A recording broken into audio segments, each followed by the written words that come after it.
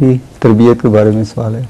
بچے بات چھوٹے بچے ایسی ضد کرتے ہیں جس سے نقصان ہوتا ہے, کوئی کتاب پھاڑ رہے ہیں یا کوئی, اگر پیار سے سمجھاتے جائیں وہ بات نہیں آتے, اگر ڈانٹیں بھی پھر بات نہیں آتے, اگر سختی کریں تو بات آ جائیں گے, خوب ہنگامہ اور شور شرابہ.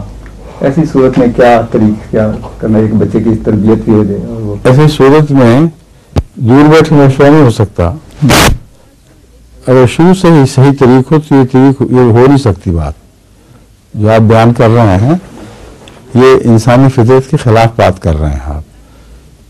یعنی فطرت کے خلاف ان معنی میں کہ آپ کہہ رہے ہیں کہ اس کے سارے تقاضے پورے کیے حکمت کے ساتھ اور پھر بھی اس نے ضد کی, یہ بات درست نہیں ہے.